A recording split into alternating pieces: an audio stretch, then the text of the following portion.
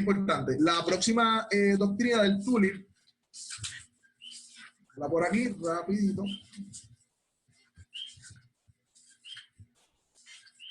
Es la elección, ¿verdad? Elección por gracia, en español. La elección por gracia es la doctrina que literalmente da gasolina a la palabra gracia. Si Dios no es quien nos elige, que nosotros, y somos nosotros que escogemos a Dios, entonces no es por gracia. Para que sea por gracia debe haber elección. Una cosa lleva a la otra. O sea, para que sea por gracia necesariamente tiene que haber sido que Dios nos haya elegido a nosotros. ¿Okay? Y obviamente ya vimos la condición del hombre, estamos muertos en nuestros delitos y pecados, no podemos ir a Dios, no podemos hacer nada de esto, pero Dios desde la fundación, desde antes de la fundación del mundo, dice la palabra, nos escogió, nos eligió para ser salvos. La gente usualmente pelea con la elección y con la predestinación. Y de hecho, yo estaba leyendo acerca de esto y el libro decía que hay 40 pasajes en las escrituras claros acerca de la elección y la predestinación. Y hay 10 pasajes acerca de la divinidad de Jesús. Pero hay gente que por la divinidad de Jesús, como está pasando actualmente, ¿verdad? Hay que defender la divinidad de Jesús. Jesús es Dios, ¿sabes? Claro, estamos claros. Pero ahí, en todas las denominaciones, ¿verdad?, que consideran a Jesús como Dios, morirían por esa doctrina. Pero tenemos 40 pasajes que apuntan a la predestinación y a la elección, y ahí hay como que, espérate, eso no me gusta. Pero la razón es que la elección y la predestinación nos saca a nosotros del juego. Nos echa a un lado, y por eso nos incomoda esta doctrina. Porque el que yo no tenga, el que sea Dios el que me elija a mí, yo no a él, entonces me saca a mí de la ecuación. Por ende, no me gusta esa doctrina. Yo quiero participar, ¿no?, en todo esto. Pero hasta que no entendamos la elección y la predestinación, pues entonces no vamos a entender lo que es verdaderamente la gracia. Elección. Se diferencia de la predestinación en un aspecto. La elección es el hecho de Dios salvar a personas específicas por gracia, y la predestinación es todo lo que Dios hace a las circunstancias para que eso se lleve a cabo. Y el libro da un ejemplo bien, ¿verdad?, bien, una ilustración bien chévere. Él dice, si tú quieres hacer que un caballo, por ejemplo, él dice, que dé vuelta en círculos en un lugar, tú primero tienes que elegir cuál es el caballo. Eso es la elección. Dios elige el caballo, ¿verdad? Yo elijo aquel caballo. Ahora, para que dé vuelta por ese lugar, yo entonces tengo que poner rejas para que dé vuelta por ese lugar. Eso es predestinación. Las circunstancias que Dios pone para que nosotros hagamos lo que Él ha provisto que hagamos. Así que en eso se diferencia la predestinación. Hemos sido predestinados para salvación, para el elector, por la gracia de Dios, ¿verdad? Así que para definir también lo que es la predestinación o la elección, se refiere, predestinación quiere decir destinados antes, se refiere al arreglo divino de las circunstancias de la realidad para cumplir con sus decretos hechos antes de la fundación del mundo. O sea, Dios antes de la fundación del mundo decretó o decidió de antemano aquellos a quienes iba a salvar. La elección se refiere al decreto divino de crear de entre la humanidad condenada a ciertos individuos para ser beneficiarios del don gratuito de la salvación. Dios hizo esto sin referencia a los méritos, al estado de la voluntad o de la fe provista en los elegidos. Dios no lo hizo arbitrariamente, sino por base de su gracia. Y ahí tenemos que ir a Efesios 1, yo creo que vayan conmigo si tienen su Biblia allá. Es bien importante Efesios 1, ¿verdad?, en la argumentación de todo esto que estamos hablando. Porque es un pasaje clave en cuanto a la predestinación y a los motivos de Dios por los cuales Él hace lo que hace. Efesios 1.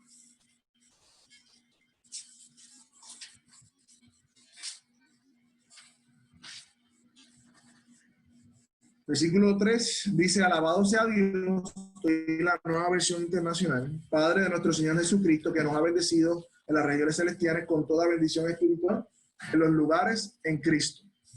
Wilfredo Medina dice que quiere entrar, ¿lo admito? ¿O eso? Sí, ¿te doy? ¿Qué me sale ahí? No sé, la di añadir.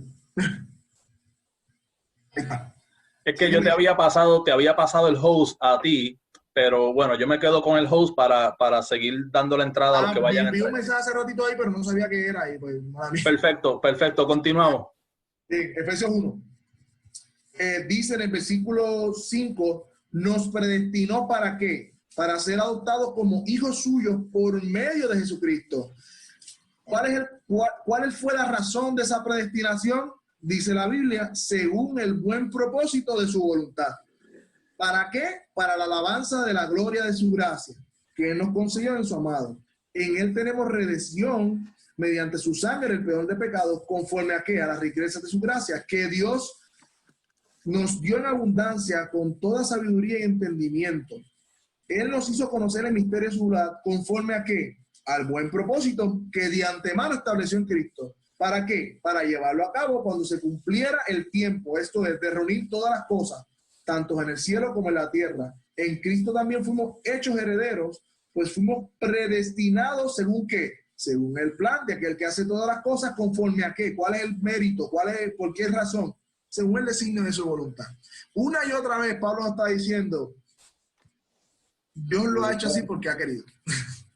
No hay mérito en ti, no es porque tú ganaste, porque era más bonito.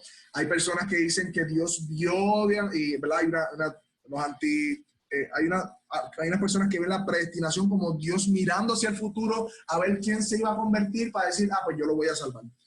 Como si Dios tuviera que conocer algo de antemano. Si Dios no, como si Dios tuviese que mirar y aprender del futuro para ver quiénes se van a convertir, entonces para darle la salvación. No, siempre la salvación o la respuesta a la salvación, que ¿verdad? Es un acto primero electivo de Dios y entonces una respuesta de nosotros. Es interesante que de alguna manera, aunque es clara la predestinación, buscamos nuestra participación en el hecho de la salvación. Porque esto nos humilla a todos nosotros, nos quita el mérito completamente. Esto hace una diferencia grande, pero grande en la cultura de las iglesias cuando no entienden esta doctrina. Cuando creen que la salvación es algo que tú te ganas y que tienes que mantener y que tú eres el que escoges a Dios versus el vecino mío que no lo escogió, él es menos espiritual que yo y todo lo demás, pues cuando tenemos ese asunto, empieza una comunidad de legalismo, porque entonces hay un mérito ahí.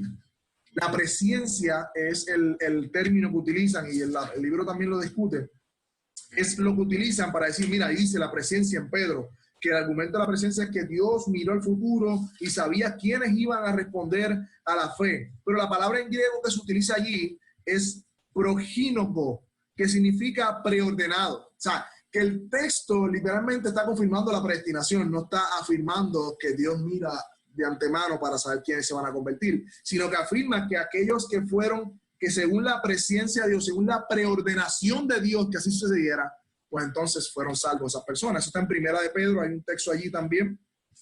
Hay uno en Romanos, que es el que usa en Romanos 8:28, 8:29, que los que antes conoció, pero esa palabra conoció en el original habla de persona, de manera personal, no de manera cognitiva. Siempre la palabra, ¿verdad? Hay que ver el contexto de cómo se utiliza la palabra, pero conocer habla de intimidad, habla de conocer personalmente quiénes eran esas personas, no de conocer los actos de la persona, son muy diferentes. Así que la palabra conocer ahí también en Romanos habla de que Dios conocía personalmente a esas personas, no los actos de esas personas.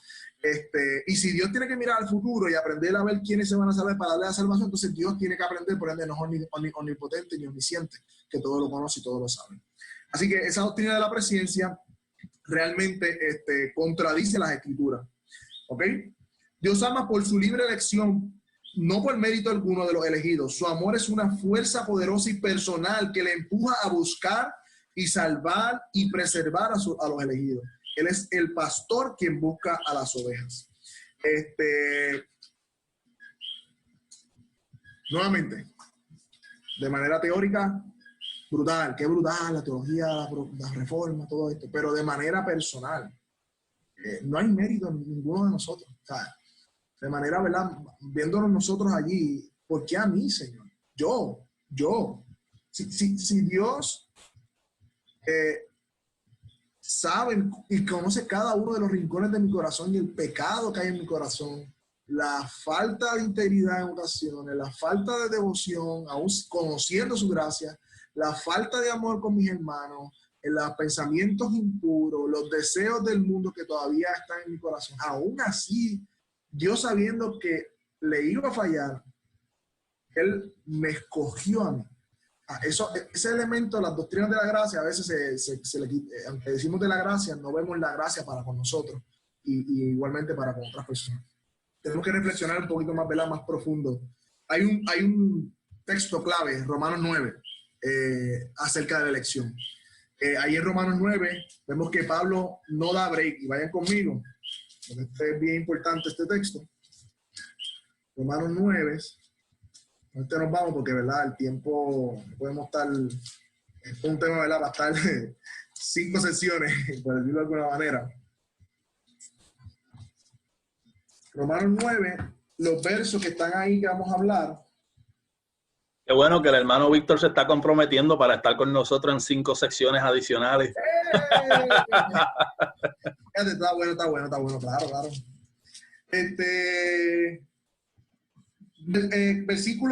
Versículo 6.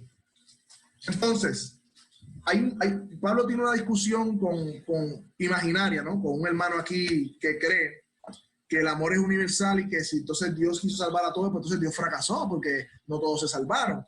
Entonces hay un hermano que no entiende la elección y Pablo está discutiendo con ese hermano, que es un hermano imaginario para la mente de Pablo. Y dice el versículo 6, ahora bien, digamos que la palabra de Dios ha fracasado. Lo que sucede es que no todos los que descienden de Israel son Israel. Tampoco por ser descendientes de Abraham son todos hijos suyos. Al contrario, tu descendencia se establecerá por medio de Isaac. En otras palabras, los hijos de Dios no son los descendientes naturales, más bien se consideran descendencia de Abraham a los hijos de la promesa. Y esta es la promesa: dentro de un año vendré y para entonces Sara tendrá un hijo. No solo eso, versículo 10. También sucedió que de los hijos de Rebeca tuvieron un mismo padre, que fue nuestro antepasado Isaac. Sin embargo, antes de que los mellizos nacieran o hicieran algo bueno o malo, y para confirmar el propósito de la elección divina, no a base de las obras, sino a base del llamado de Dios, se le dijo a ella: el mayor servirá al menor. Ya, desde antes de nacer. Desde antes de nacer, no habían hecho nada bueno o malo, no había mérito en ello, el menor servirá al mayor. El mayor servirá al menor. Y está escrito: amé a Jacob y aborrecí a Esaú. Mucha gente dice: eso es injusto, ¿cómo va a ser que Dios ame a uno y aborrezca a otro? Y hay un dicho que dice Spurgeon, que una señora le dijo a Spurgeon: yo no entiendo ese texto. Y Spurgeon le dice: yo tampoco lo entiendo. ¿Por qué tú no entiendes? Y dice: yo no entiendo por qué Dios aborrece a Esaú. Y Spurgeon le dice: pero yo no entiendo cómo amó a Jacob. Porque la lección es que este pedazo de humanidad merecía el infierno completo. Dios decide tener misericordia y los demás hacen justicia. Ahí no hay justicia en Dios. Si Dios hiciera justicia de toda la humanidad necesariamente tendría que terminar en el infierno. Pero Dios hace misericordia de quien quiere tener misericordia, que lo que vamos a leer ahora, y le da justicia a otro. Por ende, no hay injusticia en Dios. Y recuerden que nosotros tenemos una justicia terrenal afectada por el pecado. Estamos altercando cuando nosotros altercamos por elección, estamos altercando con Dios, literalmente. Diciéndole: Dios, tú no sabes lo que estás haciendo, tú eres injusto, yo soy más justo que tú, yo sé cómo decir que es la justicia. Y ahí vamos a entrar a la expiación limitada, que ya mismo vamos a eso.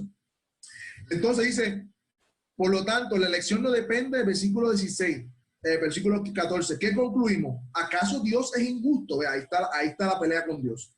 Y Pablo dice: de ninguna manera. Es un hecho que a Moisés le dice: tendré clemencia o misericordia de quien yo quiera tenerla, y seré compasivo con que yo quiera serlo. Por lo tanto, la elección no depende del deseo ni del esfuerzo humano, sino de la misericordia de Dios. Yo creo que este es uno de los pasajes más estudiados de muchas congregaciones, usualmente arminianas. Y cuando entran ahí tratan de explicarlo, pero es que esto es tan claro. Y de hecho, Dios escogió un pueblo. Es el mismo concepto. Dios escogió a Israel de todas las naciones y tuvo un trato especial con ellos.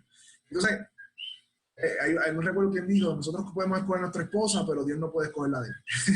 Nosotros podemos escoger con quién nos casamos, pero Dios no puede escoger con quién tener la eternidad de su esposa, la iglesia, a quién quiere salvar. Y eso es parte de la soberanía de Dios. Por eso es importante entender la soberanía de Dios, para que este concepto de la elección no choque con nuestro corazón. Y la primera vez que lo estudié, por lo menos a mí me chocó. ¿Sabes qué yo hice? Corría a los atributos de Dios cuando yo escuché acerca de la elección porque también pensé entonces, hay personas a quien Dios no le dio misericordia y le dio juicio. Y cuando yo entendí eso, yo hice, wow, espérate.